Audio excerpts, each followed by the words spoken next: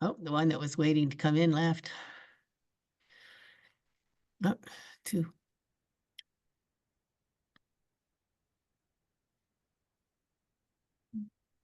Welcome, everybody. We'll start in about 1 minute. If you would like to chat, type in the chat box where you're located. That will be helpful.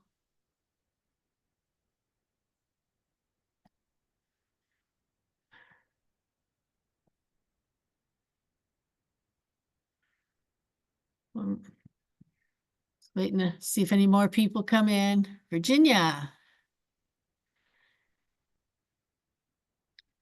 Anybody else?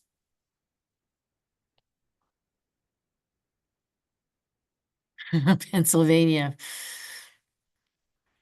Gee, I wonder who that is. Who could that be? Mm, Even has my picture. yeah. New York, good. Oh, wow. Things are always a little different in different parts of the country, so it's always useful. Arizona, great. Yeah. Cool. Yeah, that's always a challenge. Anywhere where there's weather extremes. So northern part of New York would be kind of difficult, and of course, southern Arizona. I've got family in Goodyear and outside of Phoenix. Okay, well, I have after 3, so we'll get started because I don't like to waste people's time. I like to start on time. My name is Jackie Jacob. I do not have a video, I don't think. I am out in the counties, was doing a 4-H program today, and I don't have time to drive home before this starts, so I'm doing it in the county.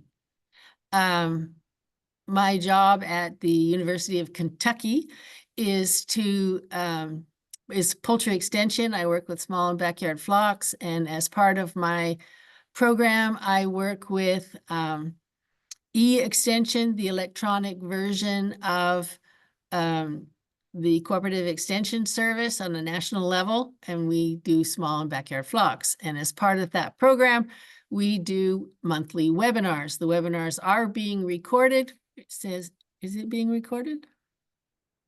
Yes, it is. It's recording as we speak. Okay, yes, it's supposed to do it automatically. So I'm working on my laptop, so it doesn't quite look the same.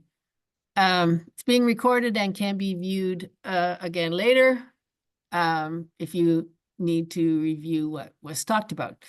So today's talk is Gregory Martin from Penn State University. He is also an extension person, specifically for poultry, works in all levels of poultry production. He's my go-to person for small and backyard flocks presentations.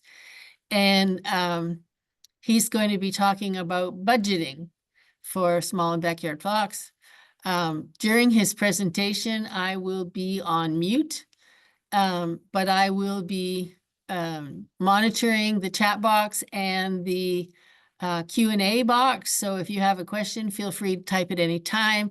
If it's related to what he's talking about and needs a clarification, I will turn my microphone back on and ask the question. Otherwise, we will save the questions to the end. All yours, Greg.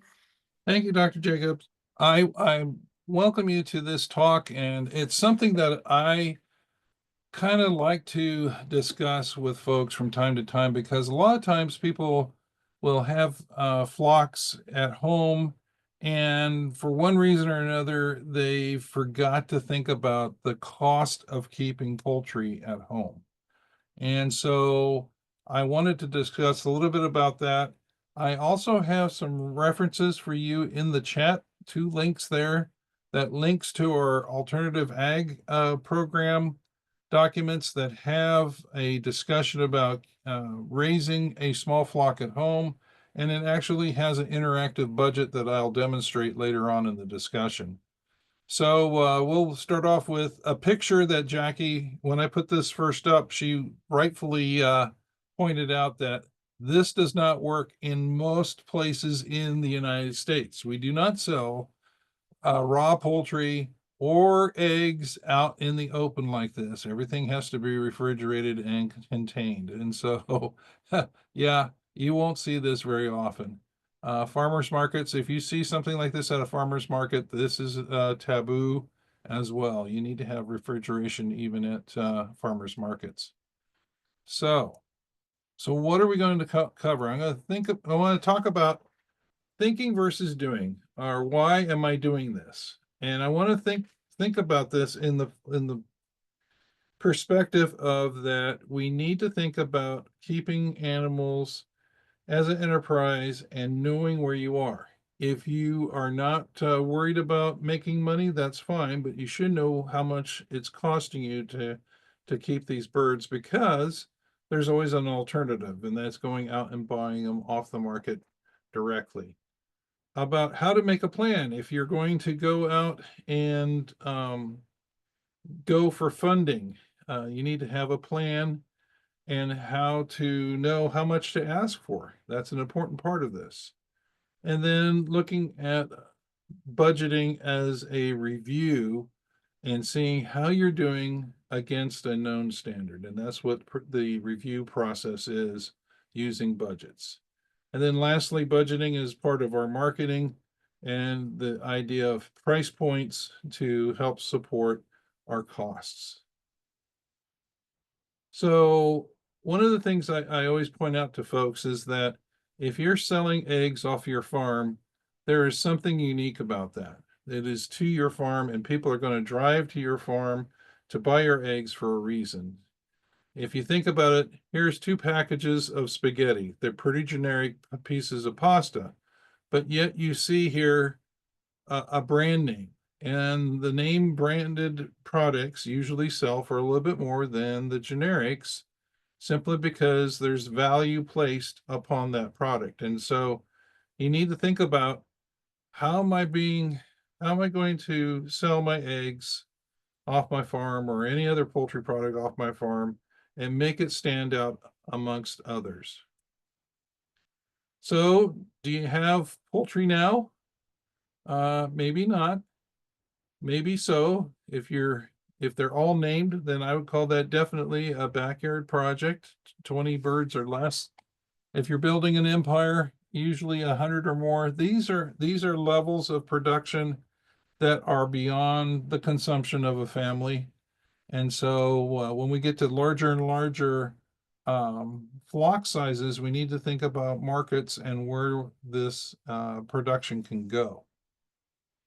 So you need to think about an end point before you have the beginning of your flocks. So why have it? And so for some, and I had this call about this today even, a producer that has 7 hens. He doesn't sell his surplus, but he actually gives his surplus to the local food bank. Some folks keep poultry because it's a kid project, and they like the idea of chores for the kids and learning responsibility of taking care of other things.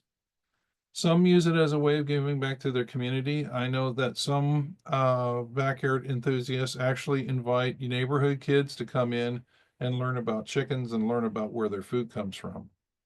And then lastly, there are some that like to make money on the side, either through, off the farm sales or a farmer's market type of situation.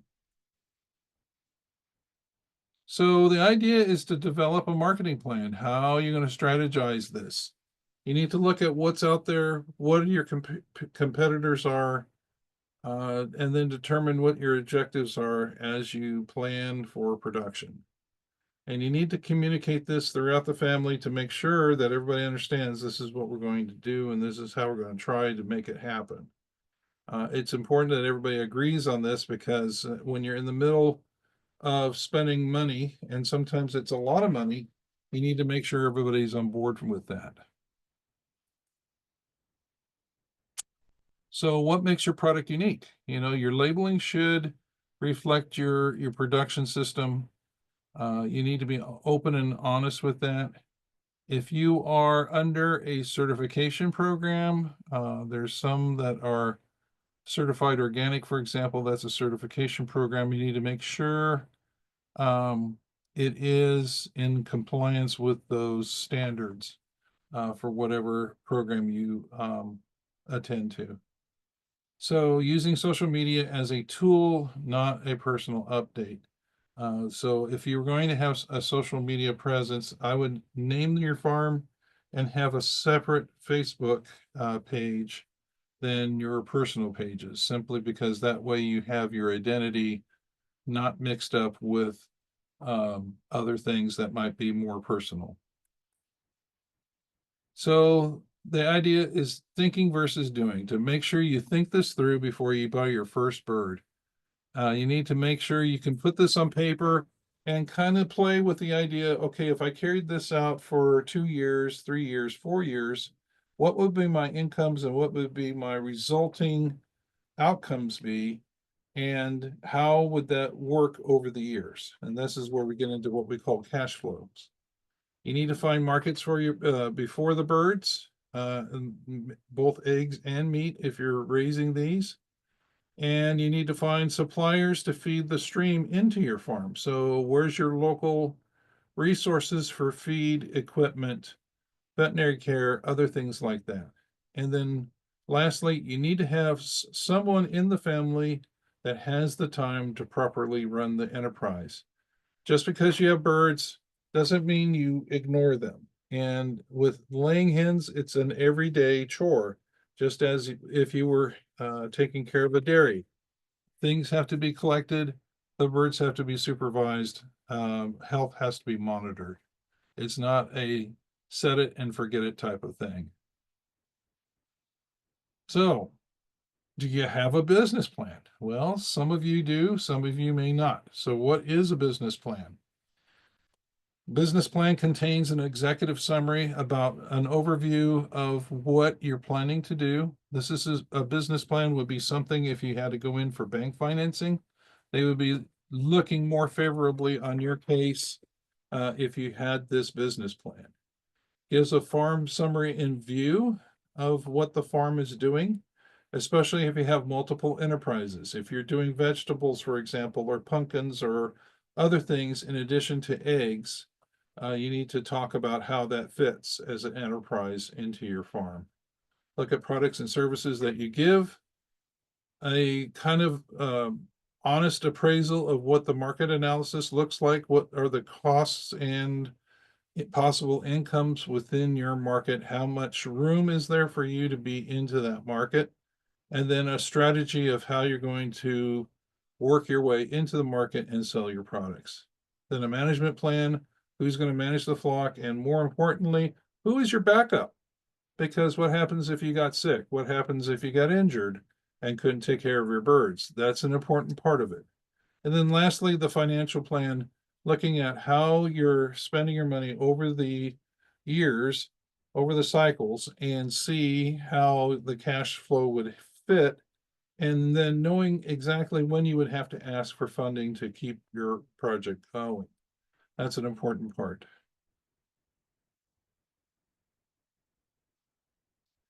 So here's some economics, not to scare you, but you need to know what world you're working in. And so when we look at costs, there's two major costs that we look at. One is fixed costs, and fixed costs are basically costs that you would encumber whether you had birds or not. So buildings, for example, is a fixed cost. Whether they're empty or full, you're still amortizing fixed costs over time. Variable costs are those that feed into the difference between fixed costs and the total costs here. The variable costs are those costs that are encumbered as you multiply more and more units within your production. So the more hens I have, for example, the more feed costs I'm going to have. And so we look at that versus this red line here, which is our total revenues. And if at the point where our total revenues cross over total costs, this is the point we call break even. And if we looked at the cost per unit here and the units here, this would tell me about what price and what unit I would have to produce in order to break even. Anything above that would be profits. Anything below that would be a loss. And this is why knowing where you are at all times allows you to know where are you on this continuum. And of course, we do work in a capitalistic society unless you've got a benefactor that's going to give you money as you fall short, or you're giving money back as you take in more profit. So did I have questions? No, I do not. Okay. So I have not seen any questions. that's fine. I saw two up there, and those are the ones that I put in there. So, how to get and know what you're dealing with, you need to have an outcome. So you need to start with people that you know, friends and family, and then of course that grows. And you need to provide clear and concise information and then produce an exceptional product. So that means that your products are high quality and presented in a professional manner. So the egg flats in the front, the front of the barn with a coffee can there may not look as professional as if they were sorted and made sure they were clean and intact shells and had a proper labeling for the state that you're selling them in. So budgets are, again, to itemize receipts and income received for an enterprise from all sources. So this would be both eggs and birds if you're selling the spent fowl. Looking at what inputs go into production to produce those products. Looking at the efficiency of the farm enterprise, looking at if you had multiple enterprises on the farm, you would run budgets for each enterprise, and that way you could see how much money am I making off of the vegetables or pumpkins, how much money I'm making off of my eggs, and so forth. And that would tell you what assets or what enterprises are actually making money for you and what you should be putting future money into to make them thrive. And then estimating the benefits and costs for major changes. If you change a production practice, you can actually do what we call a temporary budget or small subjective budget to where you could figure out what would be the increase or decrease if I made a change. And that would help show what would happen if you pushed it all the way through a few years. And it provides for the basis for a total farm plan. So if you gathered all the enterprise budgets, that would make the entire farm plan budget. And that would tell you how the farm is doing as a whole. A lot of times I'll go up to farmers and ask, well, how are you doing with your hens? And they'll say, well, I have a positive balance in my bank account. Well, that doesn't tell me whether the corn made the money or the chickens made the money. So it's important to know what you have coming in from whatever enterprises that you have. And then lastly, having budget history helps make a smooth path for credit because they can actually see the actual values and with the supporting backup to those values to make sound decisions for future funding. So we do have a number of sample budgets that we have published here. Penn State has a variety of budgets available, for eggs, meat, for actual farm management, developing a business plan, and so forth, and using budgets for decision making. And so a lot of those are there. So going to the core parts of the budget, income is both the main products and any subsidiary or byproducts that we use. For example, with egg production, it would be the manure and the spent fowl. The variable costs, remember, these are the costs that vary depending on the number of birds that you have. This would include feed, the packaging materials, your labor, birds, both spent fowl coming out and in, as well as energy costs. And then your fixed costs, of course, would be your business, buildings, equipment, taxes, and insurance. On buildings and equipment, a lot of times you can amortize this over time. So the actual cost of the fixed assets are spread over years so that you don't have it all in one time frame. So what I like to do is I build a budget. I usually put it in a spreadsheet, and then I play with it by putting in different amounts of pricing to see if I have certain level of production and a certain level of pricing, I would know exactly how, at what point am I breaking even or making money. And as you can see here, in this particular sensitivity analysis, if I was selling eggs for $2 a dozen and I only produce 18,000 dozen in a year, I'm losing $24,000. If I charge $3 and I produce 22,000 dozen, it shows me that I'm actually making $3,352.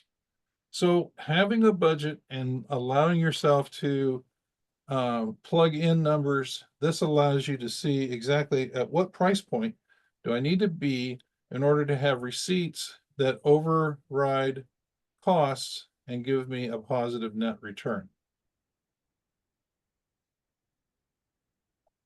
Again, you need to know this so that if you're below break even, you know for a fact that you are going to lose money. And if you're okay with that, say you have a backyard flock and you're just keeping them, birds are named and you don't care if you make money, that's okay. But at least you'll know that you're in that sector. Okay. So I think what I'll do at this point in time is jump off of this and go into our budget. And so this is the sample budget that we have available, and I have as a link in our chat here, where this is a PDF document that has an active area that allows you to have an interactive budget process. Can you make it a little bigger? I think I can. How's that? Much better. Okay. So this is for a sample budget for organic brown egg flock, 100 birds, kept to 52 weeks, selling 95 hens. So we had 5% loss, which is about normal for a 52-week flock. That's a year flock. And you're going to get hens for $1.50 each. And so on the one side here that you see where there's quantities and prices and amounts, these are sample budgets that the university put together when we made this thing, just to show what examples there would be. And so, for example, with this flock, we had a total receipt of about $7,500. We had variable costs, which included pullets, feed, layers, the electricity, wood shavings, egg cartons, and so forth.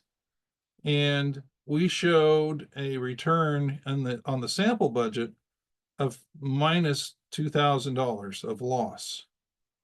Then we threw in the fixed costs, which included insurance, the egg coolers, the buildings, equipment, manure handling equipment, and so forth. And the total net return on this sample budget was a minus 33,1408. So this is a sample budget that actually shows a negative return.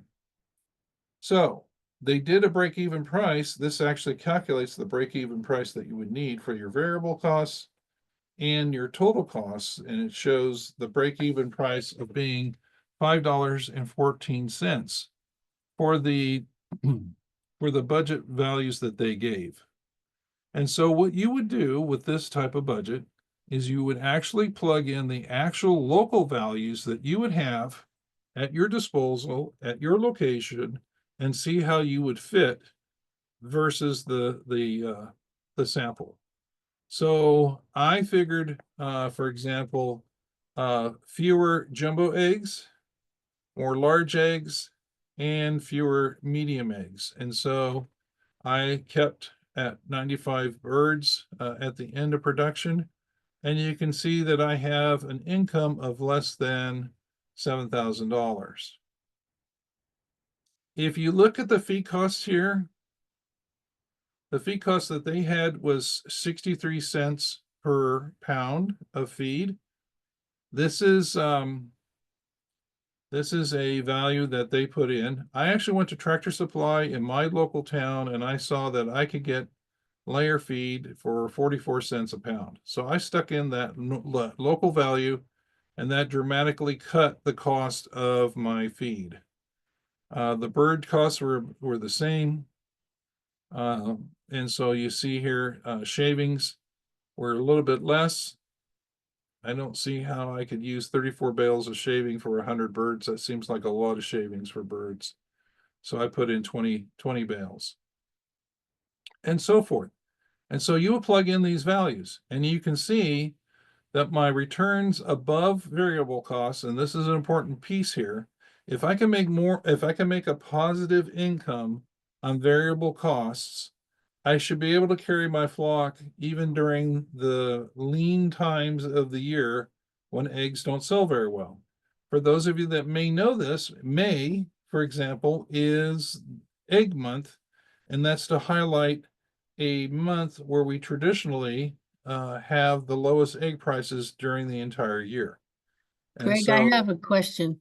yes, Under feed, you have only layer feed. So for pullets at $7 a bird, is that pullet chicks or pullets ready to lay? so the pullets that I brought in are started pullets at $7 a bird. Okay. Yeah, chicks. If you're buying chicks, you would probably spend about $2 to $4 per chick. Started pullets are usually between $7 to $12, depending on where you are in the nation. And so, yeah, that's why I stuck in $7 for a starter pullet, so I don't have starter feed. But that's a good point. If I had starter feed, I would have to put in starter and layer in there. Or if you're doing a 3-level feeding, then I would have starter, grower, and then layer feed in there, depending on the use of poundage. So how much does a bird eat? Well, there are management guides online. There's one from Highline, for example, that you can use as a gauge to figure out how many pounds per bird that you would need for each of those various feeds going into that to grow that bird if you're buying baby chicks from day one. You also need to calculate also mortality into that as well, so that 5% loss might have to be edged up to maybe 8% loss, because you're going to have death. You may have starter deaths at 3 days, starve outs, that you may not account for in this budget, where every bird that you get is alive. That's the key thing about started pullets. You know what you're getting. You're getting live birds. Does that answer the question, Jackie? Yes. Okay. So anyway, having this budget here interactive allows me to go in and localize my pricing. For example, they were getting cartons for 20 cents each. Well, I went to eggcartons.com and saw that the actual cost was 54 cents per carton. And so when you're buying small lots, I was buying, I think, 250 at a crack. That's 54 cents. I can actually, just to show you what we could do, I can go in there and say, well, what if they were 75 cents? How would that help or hurt me? Put in there, and you can see that the return from variable costs actually went down to $300. So I'll go ahead and put it back, 54 cents. And there you go. So this is a very powerful tool that allows you to see, okay, if I had so many birds and I had feed costs of this and I had all their inputs and expenses and incomes, what would I actually do? How would I work? How could this work out? And this actually shows you what your net returns would be. And so my budget shows that I can make $394.27 in a year with the 100 birds that I have with this particular level of budgets. Not including labor, right? Labor I have, Where's my labor? Okay, collecting and packaging. I Okay. have 60 hours of labor at $10 an hour. So I'm paying a kid $10 an hour to collect and pack. Okay. And then I also have maintenance people coming in, like a plumber or whatever, 6 hours at $5 a clip. I think that might be me doing that. I only pay myself $5 an hour at my own house, and it's going to be $30 against that.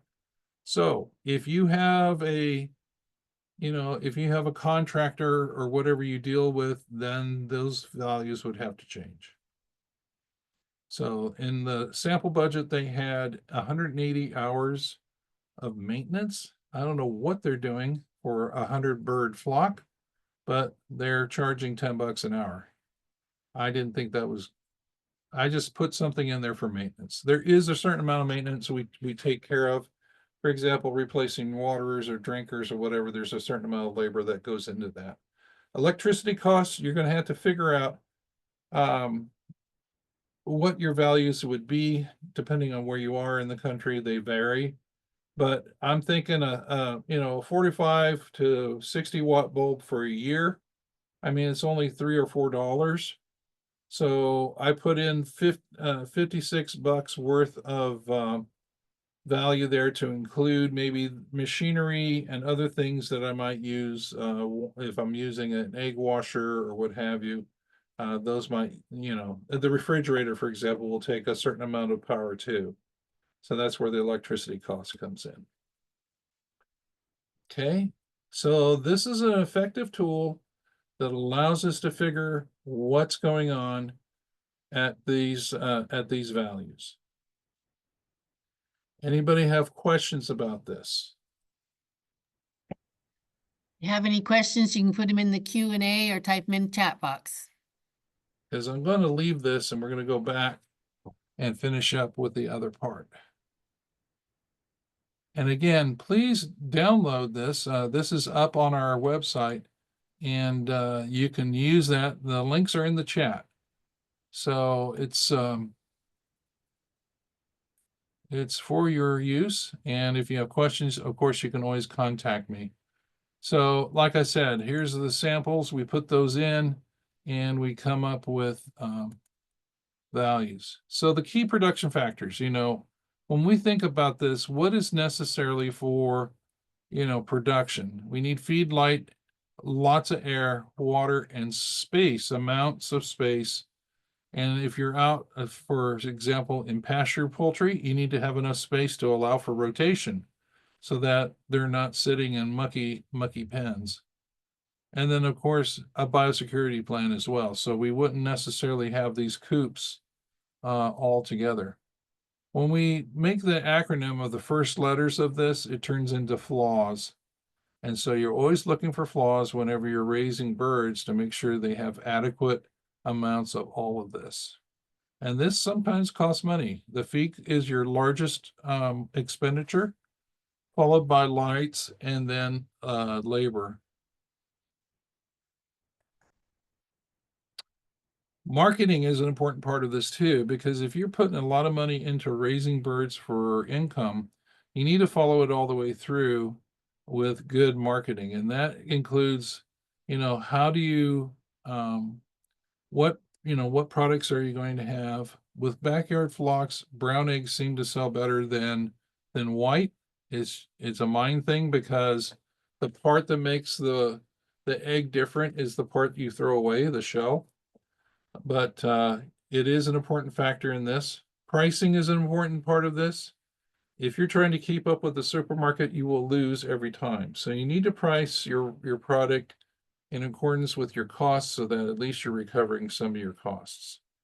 Placement of your eggs is the idea of how do we place the eggs so that it's convenient for the consumer to use.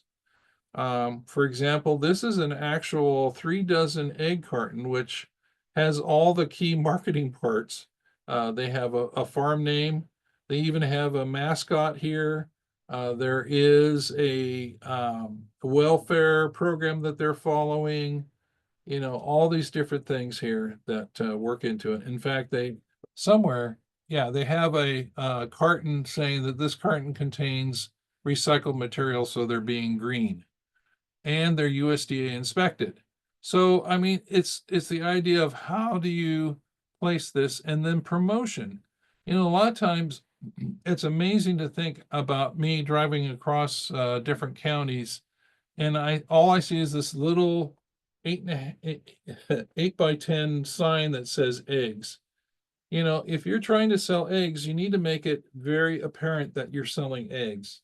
And so, having a farm name, for example, maybe advertising in the local paper or somewhere that's fairly easy to get into, and then maybe a farm presence on online social media may help make that farm a little more attractive, and people will start coming to you. And once they taste your products and look at your products, then they're going to become a following. So that's important to know, and making sure you think about these 5 Ps as you're doing your business. You need to make sure that you obey all marketing laws too. So if you're selling eggs off your farm, for example, in Pennsylvania, you have to have labeling that shows everything that's here that's listed. In fact, you have to have there has to be the statement saying that these are eggs on the carton. A statement of identity, eggs, which most cartons that are pre-printed have that. So, you know, if you're selling eggs, make sure that they're clean, make sure that they're not leakers. Cracked eggs can be sold off the farm, but they need to be labeled as cracks. But most of the time, you should not be selling leakers. Nothing that is leaking or going to cause an issue with food safety. Fresh eggs, to me, need to have a grade A or better. You can handle for that. Used cartons, especially from other producers, should be redacted of previous owners and should be clean. There should be no residues in those cartons. Some Some states do states, not allow you to I reuse. know, I was just going to say that. Some states don't allow you to use used cartons. So check with your local state laws. And most importantly, eggs are considered a perishable product, and so they need to be kept cold in order to stay fresh. And then lastly, no misleading or advertising or claims on your cartons. For example, I see a lot of things that says, no hormones or antibiotics. Well, hormones and antibiotics are illegal for poultry. You have to have withdrawal times if you're using antibiotics in poultry. Most of the time, you're restricted as to what you can use anyway. And so you're not supposed to have any residues whatsoever in those eggs. So misleading claims should not be there.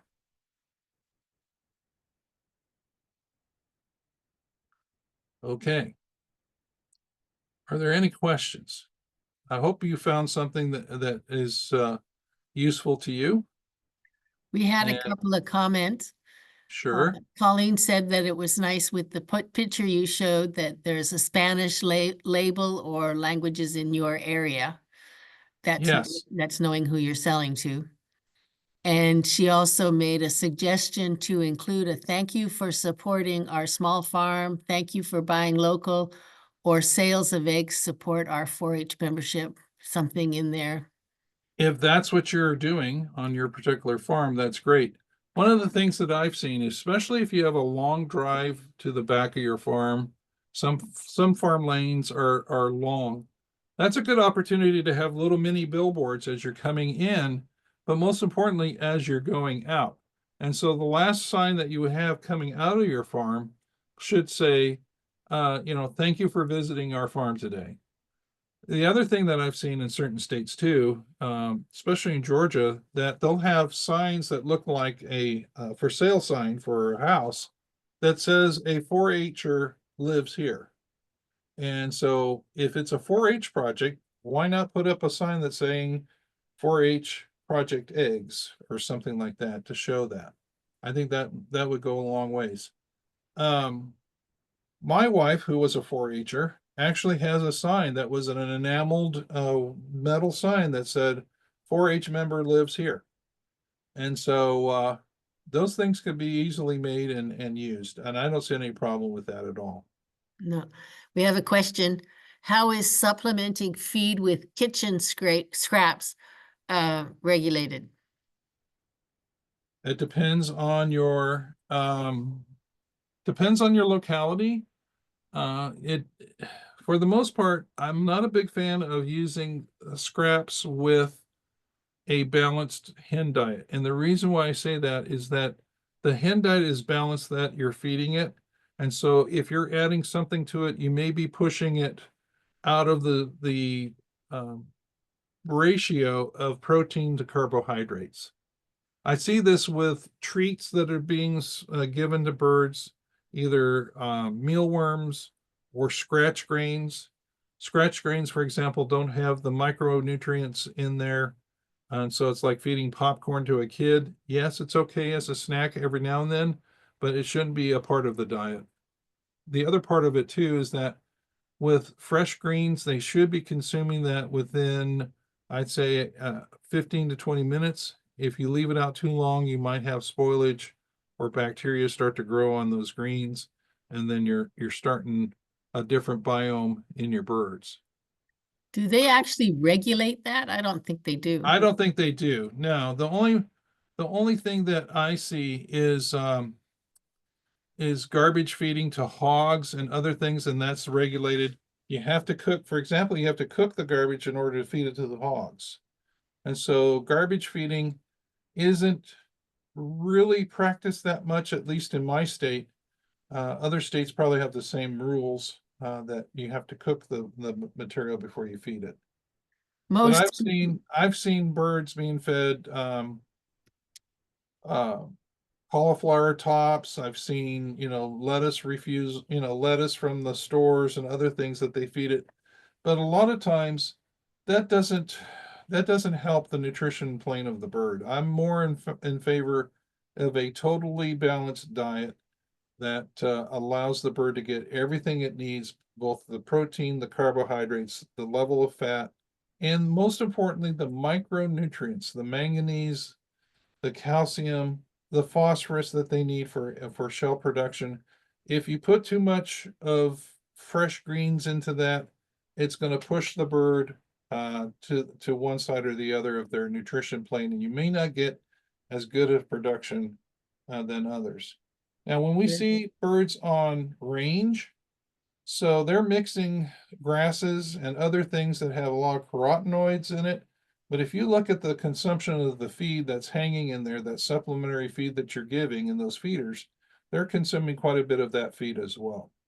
And so the nice thing about the carotenoids is that they do color up the eggs. And so you may have a large, a more orangish color to your yolks, but the majority of the feed they're still eating out of those feeders. I think most of the people who feed table scraps and whatnot are producing eggs for themselves and not Right. for sale. Right. And And so they, if you're happy with, 60% production hen housed, that's great. But some people want to get more. And some of our producers are seeing, hen house production in the 80s and 90s, hen day production of over 95% for 2 or 3 months on end. right, But they're feeding a single feed. That's and how they're they're using gonna do it. supplemental light. And they're giving supplemental light, exactly, because light is a factor. Remember the flaws? The L stands for light. And so you look at how long is the day length at your location, maybe add an hour to that, and that's the minimum amount of light you should be allowing your hens to see during the day if you want to keep them in production all year long. So we're getting into, at least in the northern hemisphere, we're getting into shorter and shorter days. And so if you have open-sided housing, you need to have lights on in the morning that feed into the day length until it's bright enough that you can at least read a newspaper in your coop.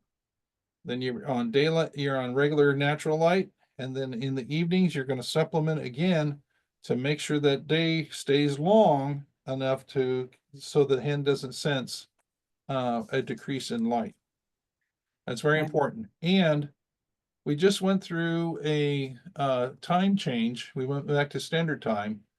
You leave your hens on the same time. Do not change forward or backwards. Leave them on the same time all year long. That's what we do in the commercial industry.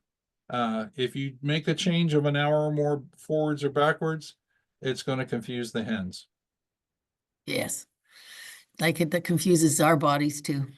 It does confuse our bodies because we gained an hour of sleep. That's great. But in the spring, I'm a little sleepy for a couple of days until my body catches up. Right. Anybody have any more questions? That was a quick run through of budgeting. And whether you have hens, whether you're thinking about your personal budgeting, you should think about budgeting as a tool that tells us how we're doing. It's kind of like a speedometer in a car. It tells us the rate of change. If I'm going 50 miles an hour, I know it's half as less than 100 miles an hour. And that, in certain areas, I need to slow down. Well, that speedometer tells me how I'm doing. With a budget, it tells us how we are doing over time and what are we spending our money on, so that if I have to make a decision of what do I need to drop, I can figure out what parts do I need to drop, what parts do I need to add. If I have to go to a banker, what do I need to ask for? It all figures into a total budget plan for your farm. It also So part of a budget. please don't use your checkbook as a indicator of how you're doing. Mine wouldn't do very good. The other thing that's important for budget is you need to know how many eggs you're producing. And so keeping daily records of egg production is important. And feed consumption, how much feed are you giving on a daily basis? And if there's a health problem, those are the first two things you're going to see decline. Well, you're gonna see a decline in water consumption too, but not everybody has a water meter on their Right. on their flocks. So a way of doing it is if you had a tank and you watch how the tank drops over the day, it will be an indicator of water consumption. In Arizona, we have our friend from Arizona there, that all bets are off on that because you have hot days sometimes and they're going to consume more than a normal day's consumption. But on the best part of it is, a feed scale of some sort is helpful. So I've seen people use bathroom scales, for example, and a bucket, and they can sit their bucket on there. They know what their bucket is empty, and they'll put a bucket full of feed on the bathroom scale, and they know how much feed they're giving the birds. Because there are ratio analyses that we use in production management, and feed consumption is one of them. That we look at the amount of pounds of feed per dozen eggs produced, and that tells us what's going on. So if we're at around 4 pounds or less, some farms are actually in the 3.5 range per dozen. That's a good indicator of productivity. So, I mean, everything should be counted. A door card that Dr. Jacob was talking about is an important part of that too. And that tells us, how we are doing. Yeah, a lot of times I see small flock owners and I'll ask, how's the production going? They don't really know. They don't know how many hens they have exactly. They don't know how many eggs they're getting every day. Oh my gosh. It's So like, here's a quick overview of egg production record keeping. So we keep egg production records so that we know two things: hen house production and hen day production. Hen house production is simply the amount of eggs produced divided by the number of hens we started with in the flock. So this is hen housed production. So if I have 100 hens going in there and they're laying 100 eggs on that particular day, for example, hen housed means that I have 100% production. Every hen laid an egg in that house, hen house production. Hen day production tells me that the surviving hens, how they are doing in the house. So as we lose hens, we're not we're not interested on dead hens because dead hens don't lay eggs, but how is the flock doing for the hens that are surviving? And so what we do is we measure the amount of production. Sometimes they do this on a weekly basis. They count the total number of eggs produced in the week, and then we give a day for each hen that is there. So knowing how many hens I have every day in there adds up to how many hen days.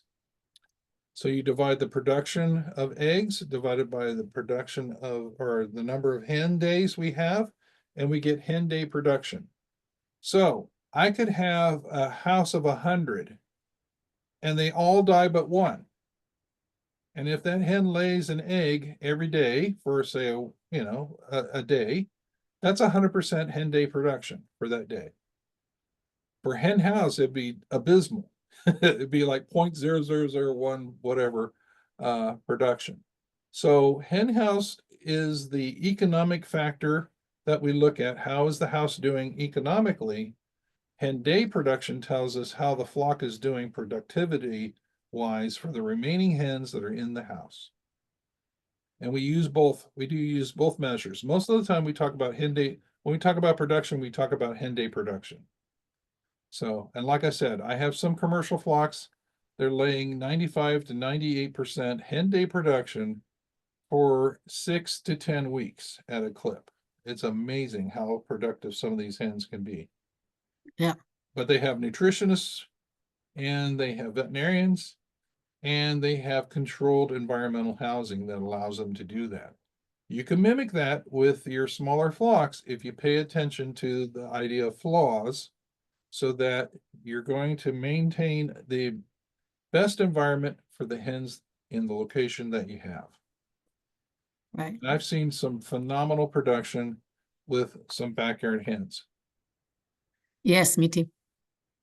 Any other questions? While you're thinking about it, I called them showcase birds. They look fantastic. They look like they were brand new right off the truck, but wow. they were laying eggs like crazy. Yeah. Next month's webinar, can't remember the date, but it's the first Tuesday of December, is on Poopology 101. What can you tell about your chicken's health by looking at its poop? So I hope you'll join us for that. Thank you to all those who came. Thank you very much, Greg, for doing a great presentation yet again. And everybody have a good evening, and I'm sure we'll all be glued to the TV. Yeah. I put my email in there. If you have follow-up questions, you want to direct them to me, gpm10@psu.edu. Right. And And if I'm you have Greg. any topics that you want to hear about, let me know. I'm working on next year. So everybody have a good evening. Thanks again, Greg. You're welcome. Take care. You Bye too. now. Bye-bye.